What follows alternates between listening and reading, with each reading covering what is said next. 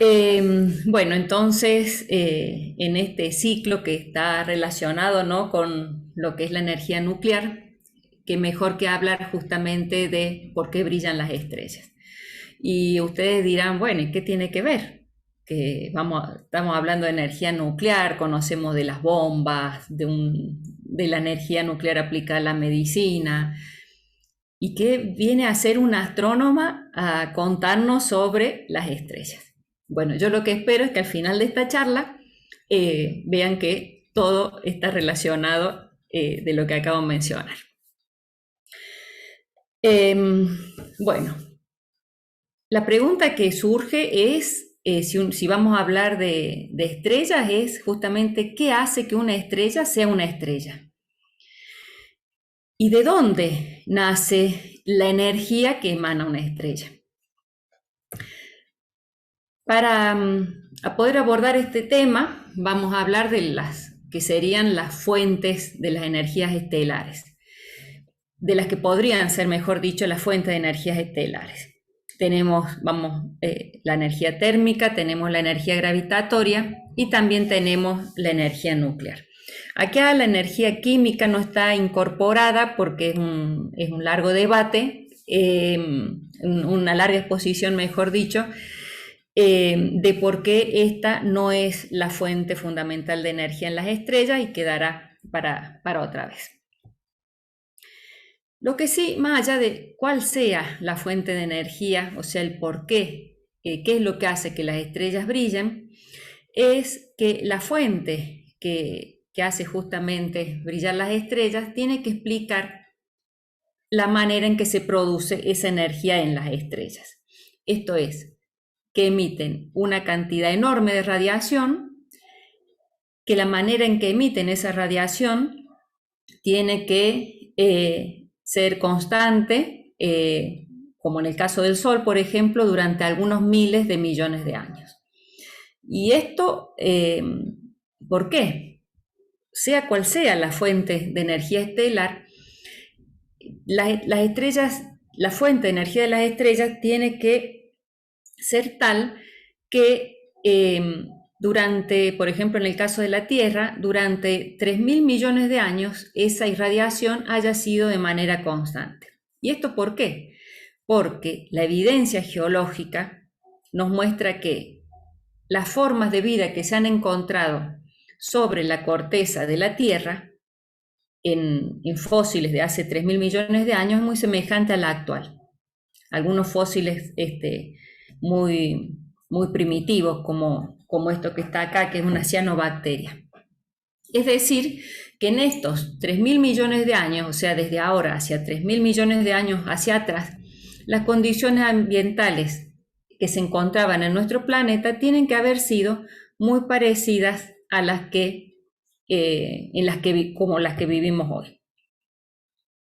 Y el primero que se empezó a preguntar de por qué brillan las estrellas fue justamente William Thomson, más conocido por Lord Kelvin, que fue el que justamente puso la escala del cero la escala del cero absoluto. Y allá en el año 1862, él se preguntó si es la compresión, perdón, debido a la gravedad, la que hace que el Sol produzca su calor y su luz.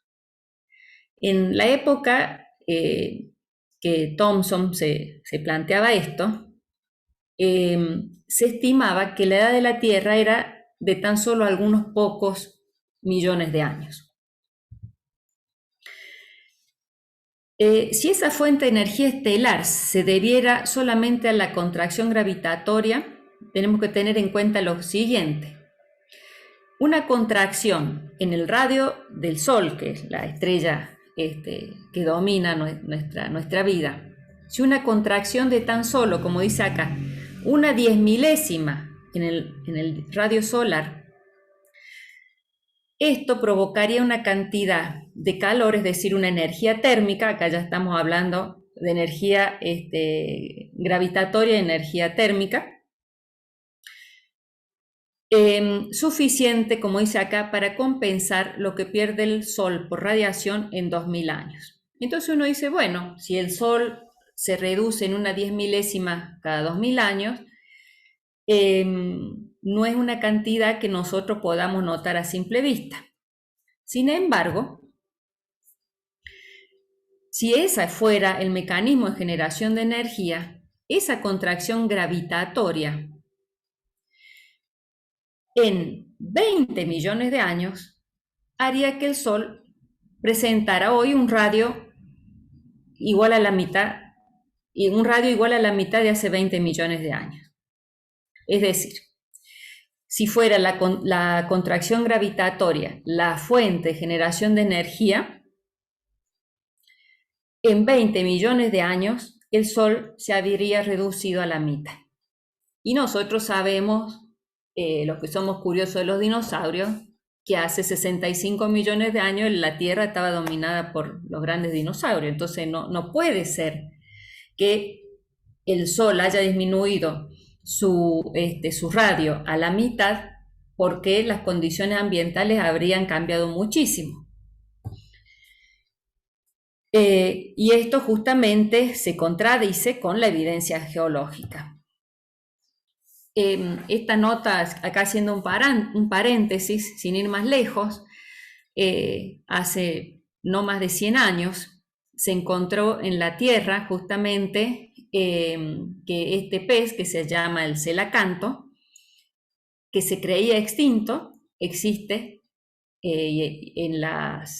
ahí muy cerca de Indonesia, en un mar que se encuentra ahí muy cerca de Indonesia, se puede encontrar todavía el celacanto, y resulta que se han encontrado fósiles de este mismo pez, que está acá a la izquierda, este fósil, que este fósil data de 420 millones de años. O sea, no hay manera que sea la contracción gravitatoria la que genere energía en el Sol, porque el Sol hace, por lo menos, por esta evidencia, hace 400 millones de años, y por la evidencia de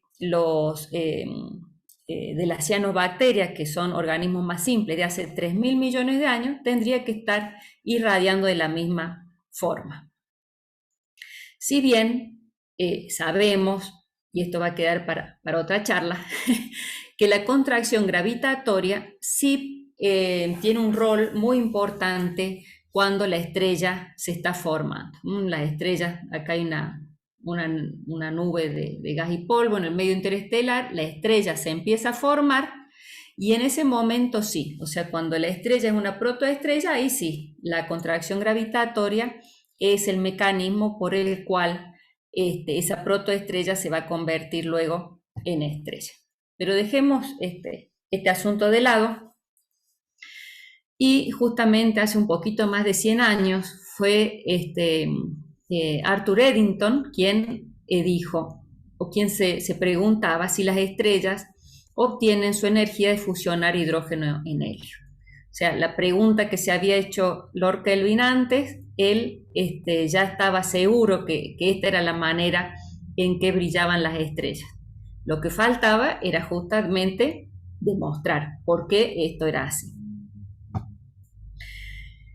Y va a ser justamente Albert Einstein quien termina de dar la herramienta para poder asegurar que las estrellas, del por qué brillan las estrellas. Y esto fue justamente gracias a su conocida fórmula, y esta fórmula lo que hace es decirnos que una pequeña cantidad de masa produce energía. Y esa energía que se produce, en el caso particular que vamos a ver, que es aniquilación de una pequeña cantidad de masa, al multiplicarla por la velocidad de la luz al cuadrado, este número es muy grande. Entonces, aunque sea una cantidad muy pequeña de masa, al multiplicarla por un número muy grande, la cantidad de energía que se va a generar va a ser más que importante. Veamos algunas cuentas. En un kilo de material que se aniquile, y que las partículas se estén moviendo a velocidades relativistas, yo voy a obtener 10 millones de joules de energía, o sea, una cantidad enorme de energía. Como si yo ahora considero hidrógeno, una gran masa de hidrógeno, que justamente está en estado gaseoso por sus altas temperaturas de alrededor de 10 millones de Kelvin. Estas altas temperaturas van a hacer que el hidrógeno esté totalmente ionizado, es decir, lo que yo voy a tener con esta temperatura, no solamente voy a tener que ese hidrógeno está ionizado, es decir, que ha perdido que los electrones y los protones están todos sueltos, sino además que todas estas partículas se van a estar moviendo a muy alta velocidad. Y acá, antes que sigamos, quería leer, quería compartir con ustedes este párrafo de un libro de Christophe Galfard, que es un excelente divulgador, y dice lo siguiente. Nos vamos a ir al centro de la estrella, de la estrella más cercana, nos vamos a ir al centro del Sol, y al llegar al centro del Sol nos encontramos justamente con temperaturas de millones de grados centígrados. Dice acá 16 millones, puede ser incluso más. Y aquí, como habíamos visto recién, debido a las altas temperaturas, y aquí abundan los átomos de hidrógeno por todas partes, aunque la energía circundante los ha despojado de todo. Han perdido sus electrones y solo perviven los núcleos desnudos. La inmensa presión y el peso que la estrella ejerce sobre su propio centro hacen que esos núcleos estén apretadísimos y no tengan apenas espacio ni libertad para moverse. En lugar de ello, se ven obligados a fundirse unos con otros para formar núcleos de mayor tamaño. Lo ves suceder ante tus propios ojos, una reacción de fusión termonuclear, es decir, la creación de núcleos atómicos grandes a partir de otros más pequeños. ¿Por qué brillan las estrellas? Justamente, acá está la respuesta, por las reacciones nucleares producidas en el centro estelar.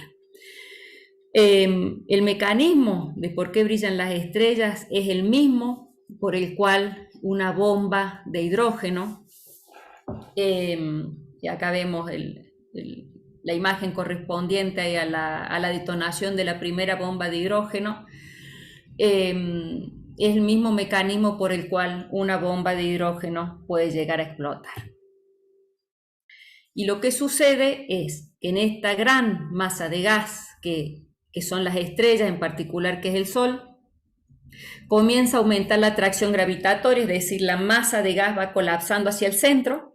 Eso hace que la temperatura adentro empiece a aumentar, entonces la presión empieza a aumentar en el centro mientras las capas externas aprietan hacia adentro, hasta que adentro es tan alta la temperatura que se ponen en marcha las reacciones nucleares en el centro.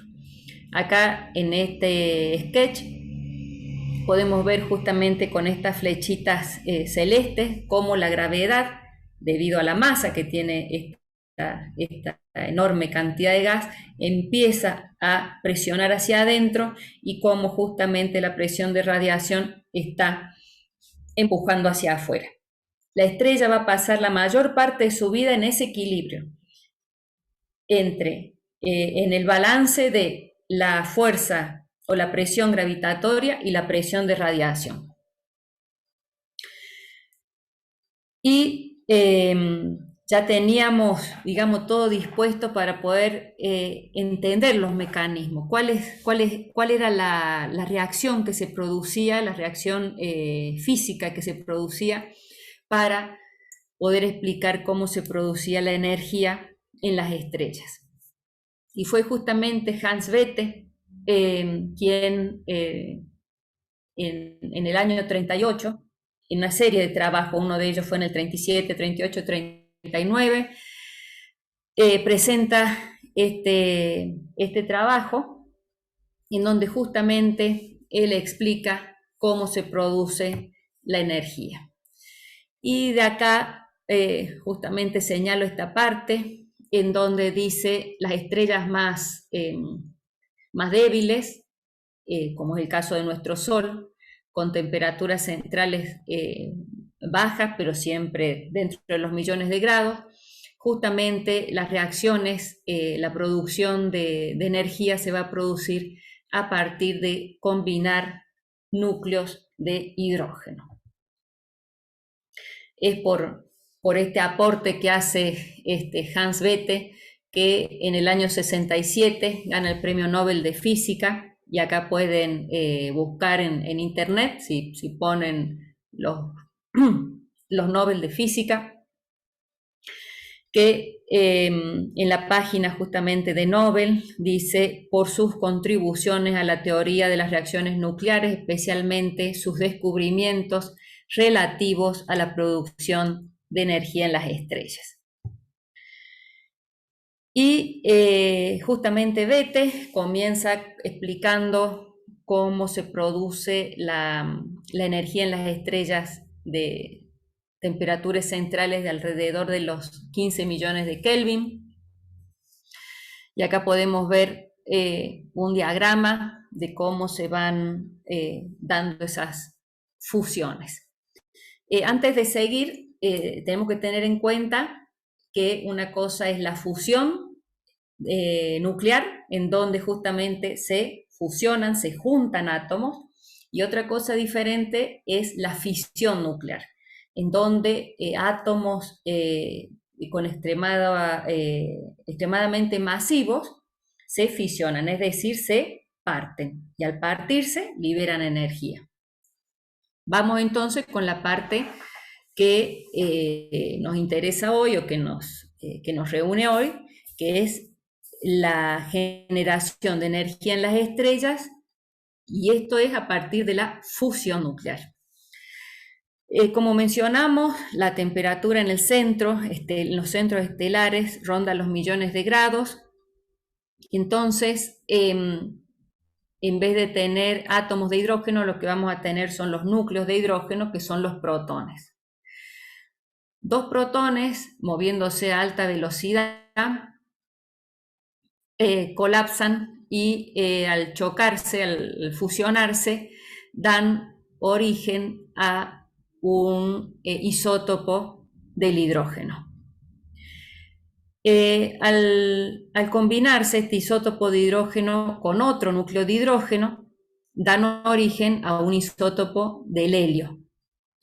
Si por otro lado nosotros volvemos a tener la misma cadena en donde dos núcleos de hidrógeno, o sea, dos protones, se fusionan y dan de nuevo origen a un isótopo del hidrógeno, que al fusionarse con otro protón o núcleo del hidrógeno dan lugar a otro isótopo del helio. Y cuando estos dos isótopos del helio se fusionan, dan origen a dos protones, o sea, dos núcleos del hidrógeno, y a un núcleo del átomo de helio. Es decir, si nosotros acá contamos la cantidad de protones que han participado, llegamos a que 4 protones nos dan finalmente un núcleo de helio. En todas estas fusiones también ha habido otras partículas como positrones, rayos gamma y neutrinos, pero lo que nosotros nos vamos a detener es justamente en la cuestión de los átomos. Y resulta que si nosotros tuviéramos una balanza y pesáramos cuánto es el peso justamente de los 4 núcleos del hidrógeno, vamos a ver que estos 4 núcleos de hidrógeno pesan más que un núcleo de helio. Entonces la pregunta es, ¿qué pasó con esa diferencia de masa? Si la masa no se pierde, la masa se transforma. Entonces, esta diferencia de masa, y teniendo en cuenta lo que habíamos mencionado recientemente, la ecuación de Einstein, nos da justamente, bueno, acá está, he puesto acá la velocidad de la luz, que son 300 kilómetros por segundo, así que imagínense esto al cuadrado, es este número que está acá, 90.000 millones de kilómetros cuadrados por segundo cuadrado. Y ahora vamos a poner número en todas estas cuestiones y nosotros sabemos que la masa que tiene un núcleo de helio es igual a 4.00389 unidades de masa atómica. Acá está su equivalente en gramos. La masa de 4 protones es 4.03252 unidades de masa atómica. Entonces la diferencia entre estas masas es este número que está acá. Y esto, multiplicado por la velocidad al cuadrado, es lo que nos da la cantidad de energía liberada. Ahora veamos la eficiencia de este proceso, es decir, cada la diferencia delta M que acabamos de calcular, dividido la masa de los 4 protones, o sea, los 4 núcleos del hidrógeno, que es lo que yo estoy brindando al medio, nos da que esa razón es de 0.0071, es decir, que por cada gramo de hidrógeno que se ha transformado en helio, un 0.7% de gramos de esa masa, de esto, se va a transformar en energía. Ahora bien, si toda la masa del Sol está calculada que ronda los 2 por 10 a la 33 gramos, fuese hidrógeno y todo ese hidrógeno se transformara en helio, entonces, teniendo en cuenta acá la eficiencia del proceso que acabamos de calcular, por la masa del Sol, por la velocidad de la luz al cuadrado, nos daría que la energía que tiene el Sol es de, mejor dicho, que va a irradiar el Sol, es de 1.3 por 10 a la 45 joules. Sabemos por otro lado, porque lo hemos medido muy bien, que la luminosidad del Sol es casi 4 por 10 a la 26 joules por segundo. Entonces, haciendo la división entre la energía, la energía que puede irradiar el Sol, si fuese todo hidrógeno, respecto de la luminosidad del Sol, nos da que el Sol puede irradiar de una manera constante durante 10 a la 11 años, es decir, 10.000, 100.000,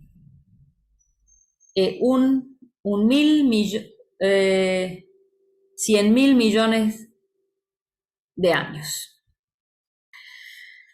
Entonces, pero por otra parte, sabemos que no todo el Sol es de hidrógeno, sino solamente el 70%. Y entonces, si está irradiando a la tasa actual, como lo hace hoy en día, el Sol podría brillar de la misma manera durante 10.000 millones de años.